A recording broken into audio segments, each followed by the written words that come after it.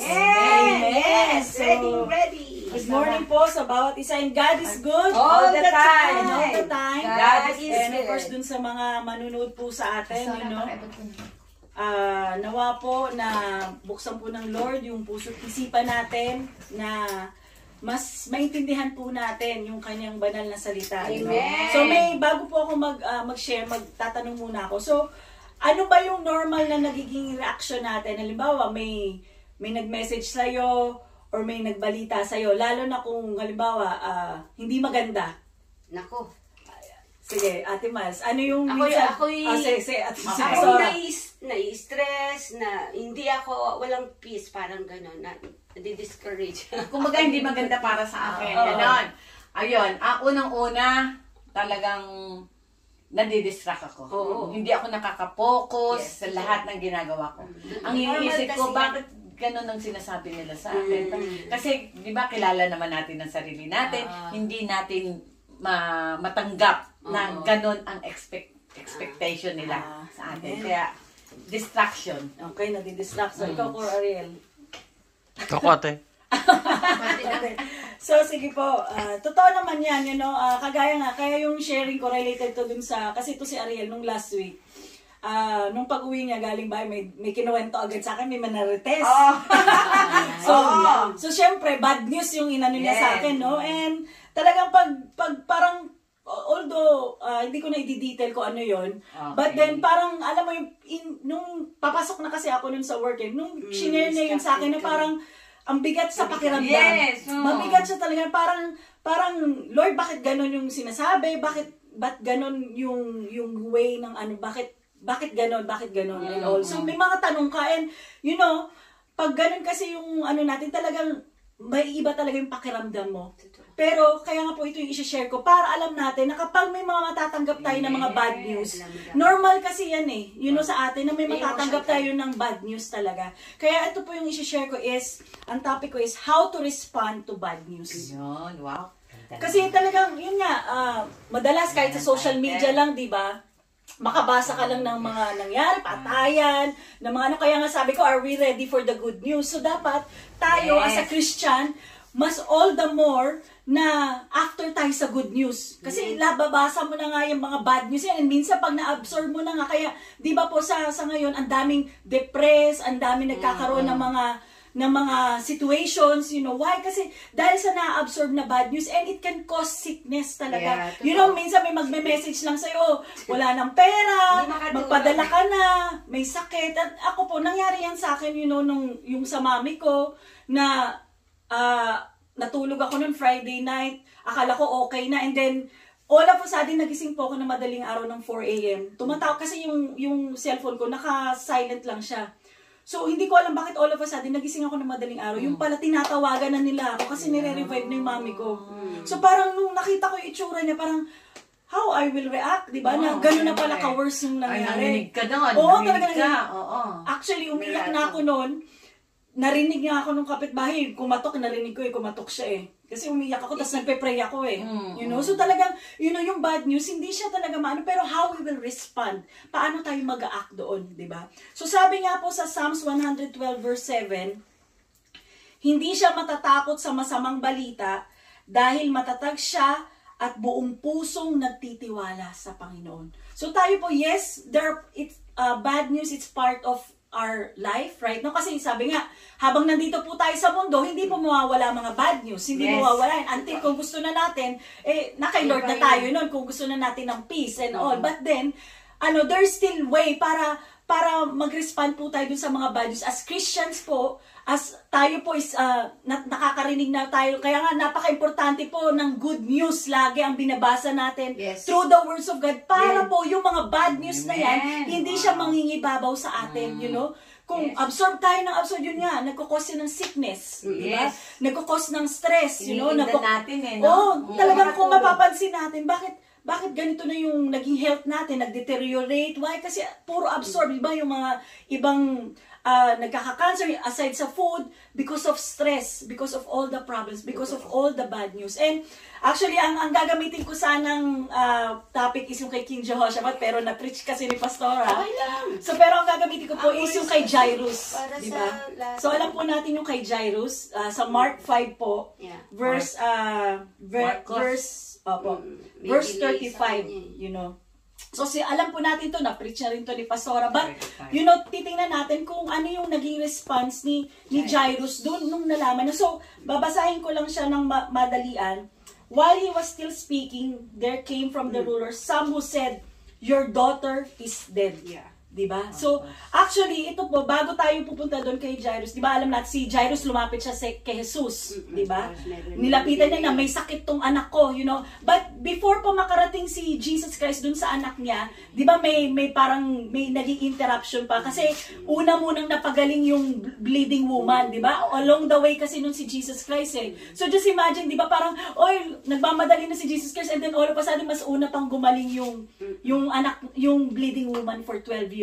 And then, eto na nga po, it came na, ito na yung sa Mark 35 na, your daughter is dead. Yeah. So, kung ano natin, ito na siguro yung pinaka-bad news, even sa atin, you know, na matatanggap natin na walang ka na mahal sa buhay, you know, laging pinipreach si Pastor about sa nangyari sa anak niya. And sa atin, and even yung kay Ariel last year, you know, na talagang, hindi ko rin alam yung ikikilos ko nung sa hospital, nung ipapasok na siya dun sa operating room, na yung bad news na yun is meron palang bara dun sa ugat niya na hindi namin alam. You know, kung hindi na pa-check up, baka worse ang nangyari, di ba? So paano, ano ba yung magiging response natin kapag makaka-encounter tayo ng mga bad news, you know? And talagang, sabi ko nga, hindi po tayo mawawala nito. Every day we will encounter it, either from our close family, you know, from our friends, di ba? Sa mga taong makakasalamuhan natin, pwedeng bibigyan nila tayo ng bad news, di ba? Kaya ano yung magiging ano natin? So, number 1 point ko po is, don't allow fear to overwhelm you. Di ba? So, wag po natin hahayaan na yung fear na yon or yung takot na yon is mas mangingibabaw sa atin kapag nakatanggap po tayo ng bad news. And ito nga po na, sinabi ko nga dun sa Psalms 112 verse 7 na hindi siya matatakot sa masamang balita. So tayo po, yes, may magiging unang reaction tayo. Either ba yung sasabihin sa ating bad news, pwedeng magagalit tayo, di ba? Or matatakot na tayo kagad. Or ano pa ba yung pwede natin magiging reaction dun sa bad news na yun? Diba? So, sabi nga is hindi siya matatakot sa masamang balita. So, tayo po, as Christians, nandun na po na matatag tayo at buong puso po tayo natitiwala sa Panginoon. So, wag po natin i-allow na mas lumaki po yung takot natin. Wag natin i-allow na, ay, alaw yun na, you know na, ay, naku, ito na naman, ganyan. Dire-diretso na yun talaga. You know, si Pastor, naalala ko nung linggo. Yung message ko. hindi na siya mapakali, di ba? Hindi ko naman di-detail yun, Pastora. But then, you know, talagang, pag may message lang, you know, pag na-focus kasi tayo, mawiwidang na talaga tayo. Diba? So, parang, maano na tayo doon, diba? But then, wag natin i-allow yung takot, yung focus tayo. Silang dalawa. Diba? So, talagang, si Pastora talaga madami yan lagi mga messages, di ba? Tayo, Ate Mels, medyo wala pa yan sa ano. But then talagang pag yung straight, yung talagang yung paglilingkod mo talaga is nandun, hindi ka talaga mawawalan ng mga bad news talaga. Ikaw talaga yung pinupukol ng kalaban. Yes. And even tayo din, you know, darating din yung time sa atin, Ate Mels, so talagang kapag tayo yung nagsusor high, patuloy para kay Lord, na pupukulin din tayo. May mga magkukutsa, may mga magda-down, at hindi yun mawawala sa mga lingkod ng Panginoon, you know. So, wag natin nahayaan. Yes. You know, don't allow the fear to overwhelm us. Kasi pag lumaki na yung fear, you know, yung takot natin dun sa mga bad news na makikita natin, mawawala na yung kalakihan ng Lord. Yes. Na matatabunan na siya, di ba? So, number 2, na gagawin po natin, respond po natin dun sa bad news is, bring it to God. Yung verse ng 1? Yung po, actually, namali ako. Dapat hindi ko Psalms Psalms Okay, 112:7. Oo. Okay. Dapat hindi ko Okay pala lang siya yan, una okay lang na-mention. Ayun. So, bring it to God in prayer. Of course, ito na yung Amen. pinakagagawin natin, you know. Yun nga, sabi ko nga yung kay Ariel, nung pinapasok na siya sa operating room, talaga nagpe-pray ako, nandun, nagpapatugtog ako ng worship. So, why? Kasi I cannot do anything on that. Wala. You know, wala na akong magagawa. And din sa atin din po, you know, wala na tayong magagawa dun sa situation. Yes. And yung kay Jairus, ito po yung sinabi ni Jesus Christ sa kanya sa Mark 5:36. Ano po title mo na? How to respond to bad news. news. Bring it to God in prayer. Bring it to God. In prayer. So sa Mark 5:36 po tayo, sabi nga, do not fear, only believe. Yes. Ito yung binigay ni Jesus Christ. Mark 5:36. Ito yung binigay ni Jesus Christ na assurance kay Jairus. Hallelujah. Huwag kang matakot, maniwala ka lang. Amen. And sa atin din, you know, huwag kang Yes. matakot. Huwag Di ka ba? matakot, Marivic. Yes, Huwag huwag matakot. kang matakot Speak sa to mga yourself. bad news. Smile. Speak Di to ba? yourself. Yes, Yes. napaka-importante po yan na matakot, Maribel. ano Yes. natin, dinedeclare natin sa sarili natin. Huwag kang matakot. Tinitest ka lang. Amen. And yun yung sinabi ni Jesus Christ kay Jairus. Kasi alam ni Jesus Christ, of course, si Jesus Christ all-knowing siya eh. He is sovereign. So, yun yung assurance niya kay Jairus na huwag kang matakot. Maniwala ka lang. And sa atin din po, yes, marami man tayong mga situation, may mga hindi pa man napapagaling, may mga sitwasyon pa, lalo na finances, di ba? Kakulangan and everything, you know, marami pang ano, but only believe, huwag kang matakot. Yes. Amen, Lord. Si Lord ang bahala dyan. Kagaya ng ginawa niya kay Jairus, yun yung binigay niyang assurance sa kanya. Huwag kang matakot, maniwala ka lang. And last is, number 3 point ko po, remember, God is still in control. Amen. Yun po yung alalahanin natin. Si Lord ang sovereign Yes. Panginoon natin. Siya pa rin ang may control sa anumang mga situations natin, sa mga bad news man yan, kung ano pa man yung mga nararanasan natin. Siya pong in control dyan. And sabi nga sa Isaiah 55 verse 8 to 9, ito napakagandang verse 55 verse 8 to 9. 55. Yeah. For my thoughts are not your thoughts. Totoo naman, iba ang pag-iisip ng Panginoon sa atin, di ba? Neither your ways for my thoughts are not your thoughts, neither are your ways, declares the Lord. As the heavens are higher than the earth, so are my ways are higher than your ways, and my thoughts are higher than your thoughts. So minsan kasi ito lang yung pag-iisip natin, kasi ito, ang pag-iisip natin, nakafocus tayo dun sa problema, na nako, makukulangan na ako, wala na akong pang tuition, wala na kami pambayad sa mga, marami kaming gastusin, wala nang kagalingan, you know?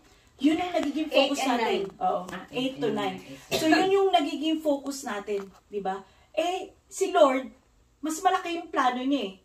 Mas malaki yung pag-iisip ng ating Panginoon. Hindi, ang plano ko sa'yo, gumaling ka. Amen. Ang plano ko sa'yo, ang pag-iisip ko sa'yo, ipoprovide kita, you know? Ang plano ko sa'yo is, dadalhin kita dito sa lugar na to, you know? Ipopromote kita, di ba? So, minsan tayo, nanlili tayo because of our situation, pero si God, may mas maganda pala siyang plano sa atin. Amen.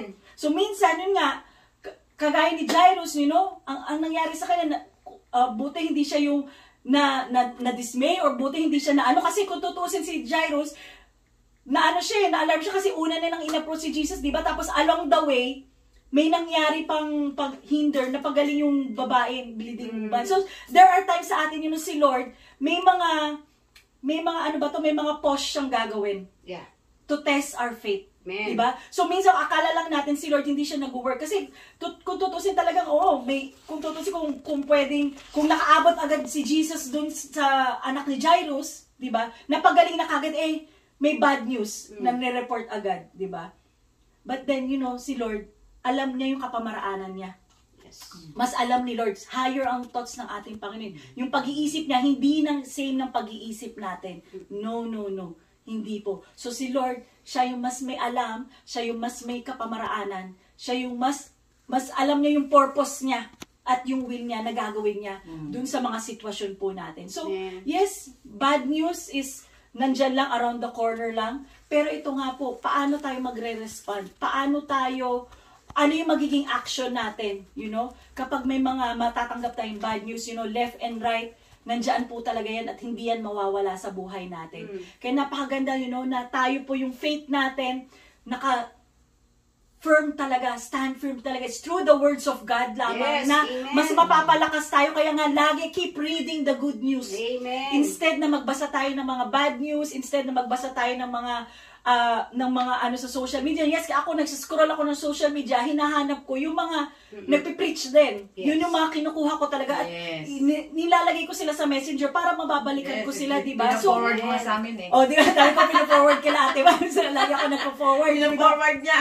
Oh, kasi yun yung kailangan nating alam. Kasi or else, mauna na ang bad news sa atin, it can really affect us.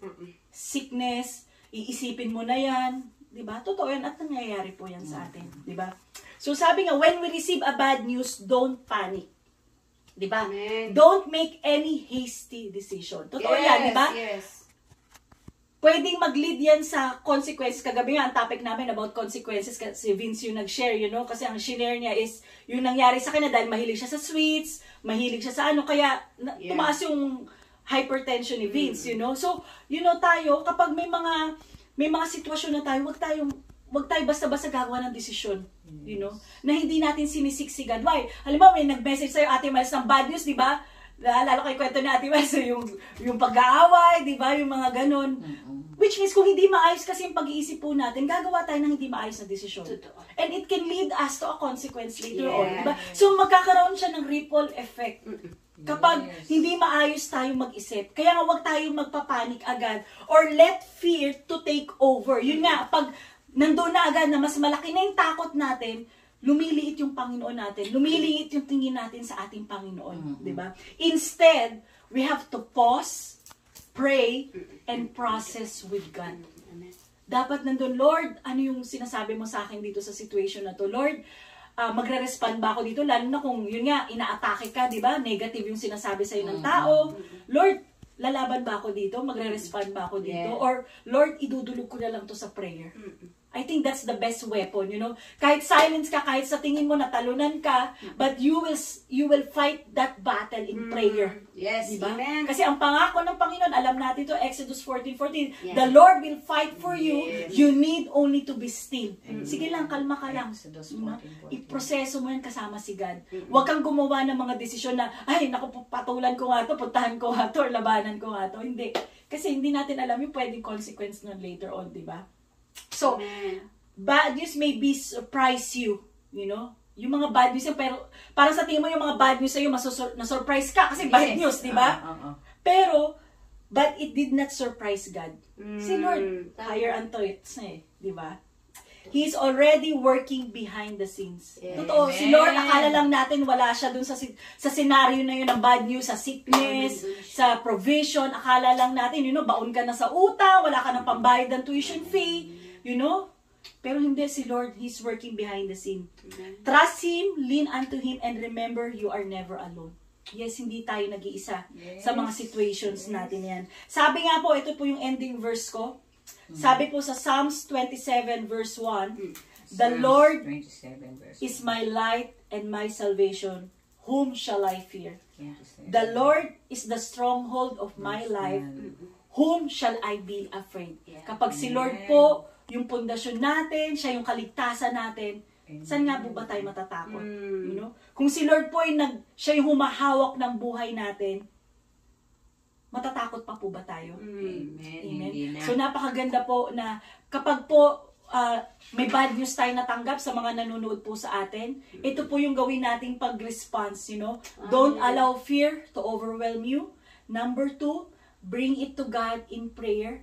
And number 3 po, ito po yung pinaka-assurance natin. Remember, God is in control. So yun lamang po, and to God be all the glory.